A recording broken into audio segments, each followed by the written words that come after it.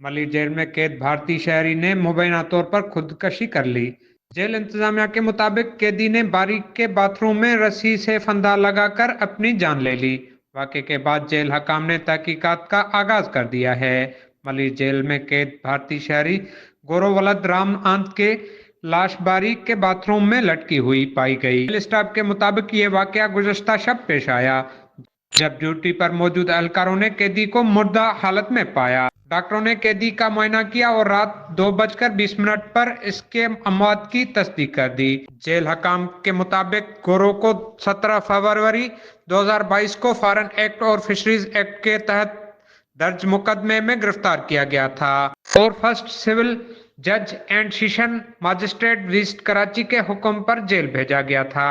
वाक़े की वजूहात जानने के लिए तहकीकात शुरू कर दी गई है, जबकि कानूनी कार्रवाई मुकम्मल होने के बाद लाश जरूरी मरहल से गुजरकर मुतल्लिका हकाम के हवाले की जाएगी। कैमरामैन कदीर बलोच के साथ शाहनवाज शहरवाश, न्यूज़ मलिर।